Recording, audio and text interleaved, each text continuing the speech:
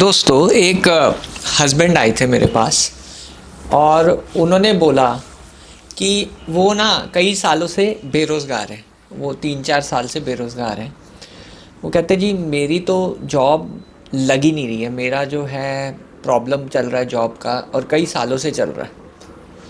और उसके बाद मैंने पूछा कि आपकी लास्ट ड्रॉन सैलरी कितनी थी।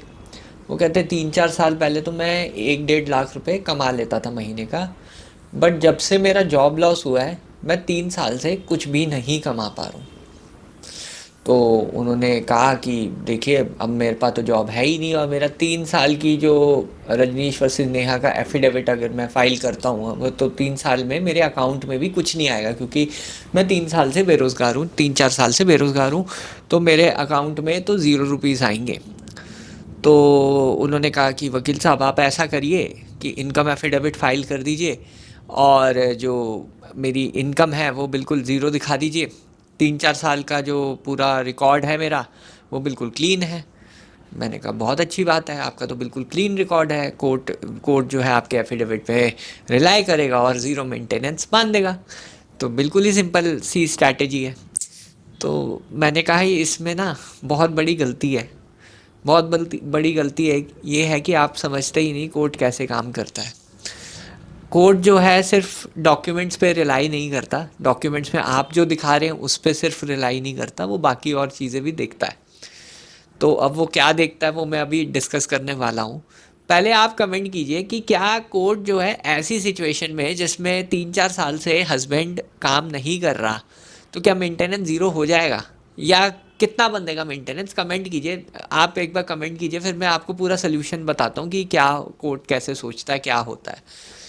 आ, देखिए, अगर आप कहते हैं कि नहीं कोर्ट नहीं मानेगा तो थोड़ा आपको नॉलेज है, और अगर आप कहते हैं कि कोर्ट बिल्कुल मान जाएगा उन डॉक्यूमेंट्स पे, तो आई थिंक कुछ ना कुछ गड़बड़ है आपकी नॉलेज में। तो यहाँ पे जो मैंने बोला कि देखिए कोर्ट जो है बिल्कुल ऐसे नहीं काम करता। मैंने कहा कि आप एक बार वो पता कीजिए कि वाइफ कहीं वर्किंग है, कार्यरत है, तो हम मेंटेनेंस इस पे कम करा देंगे।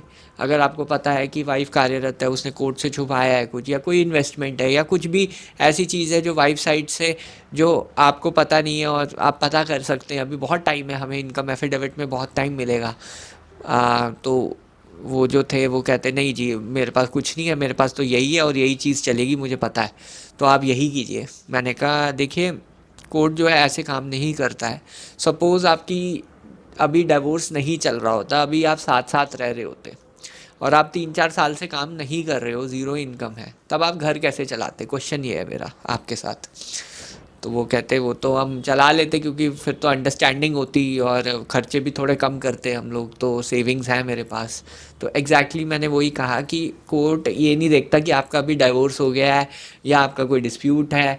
कोर्ट ये नहीं देखता कि आप अब अलग रह रहे हैं, वाइफ वाइफ जो अपनी मर्ज़ी से गई है, ये सब चीज़ें अभी कोर्ट नहीं देखेगा। अभी इंटरिम स्टेज है, इंटरिम स्टेज में देखेगा कि वाइफ और बच्चे को अभी मेंटेनेंस देनी चाहिए या नहीं देनी चाहिए।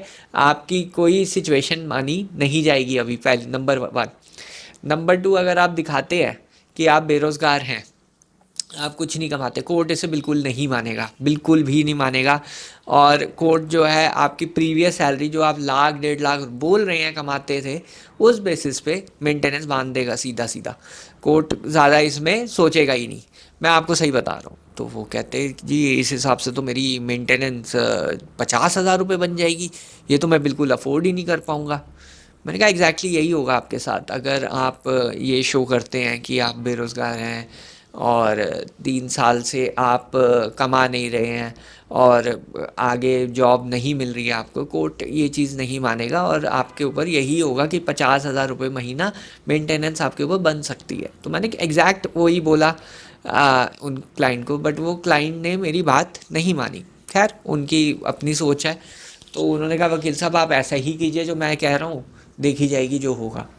तो हमने ऐसे ही किया और वही सेम चीज़ आर्ग्यू की जो क्लाइंट बता रहे थे। मैंने कहा ये चीज़ नहीं चलेगी आपकी बिल्कुल भी, क्योंकि आप बेरोज़गार दिखा रहे हैं बट आपका बीवी और बच्चा, आपको still you are liable to maintain wife and the child, और वो भी सेम स्टैंडर्ड ऑफ लिविंग पे मेंटेन करना पड़ेगा जो आपका था। अब आपका गिर गया है तो कोर्ट को उससे कोई मतलब नहीं है।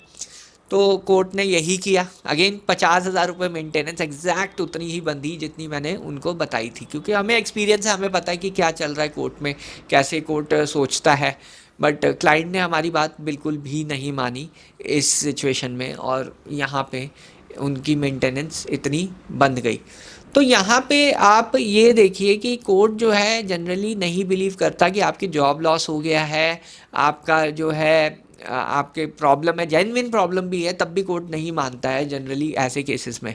आपके पास ऑप्शन ही नहीं है जॉब लूज़ करने का, आज की डेट में आपके पास ऑप्शन बिल्कुल भी नहीं है कि अगर आप कह दो कि मैं टर्मिनेट हो गया, मेरे को रिज़ाइन देना पड़ा, मेरे से फोर्सफुली रिज़ाइन करा, जो कि आजकल बहुत कॉमन हो गया है।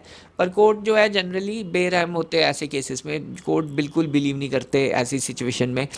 एक और केस था जिसमें हम वाइफ को रिप्रेजेंट कर रहे थे, और हस्बैंड ने अपनी 1,20,000 की जॉब को 20,000 में जो है कर दिया, तब भी कोर्ट ने उसमें हैवी मेंटेनेंस बांधा।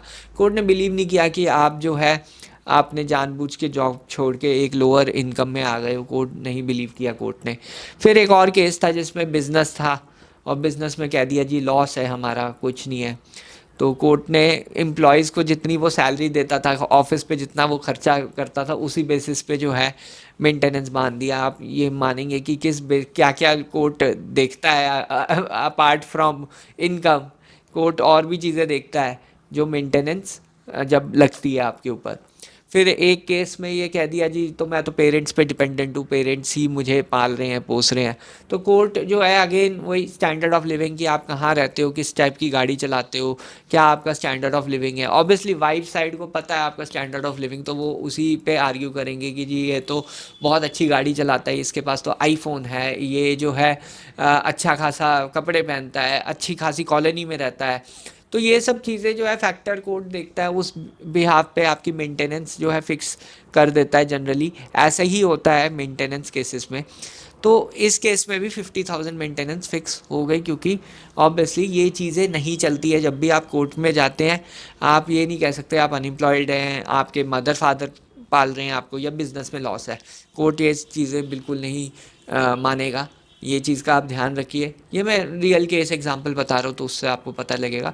बहरहाल अगर आपको और ऐसी इन्फॉर्मेशन चाहिए, क्या चीज़ें चलती हैं क्या चीज़ें नहीं चलती हैं, तो मेरा व्हाट्सएप ग्रुप ज़रूर ज्वाइन कीजिएगा, डिस्क्रिप्शन बॉक्स में उसका लिंक है। बहरहाल वीडियो देखने के लिए बहुत बहुत धन्यवाद। Thank you very much.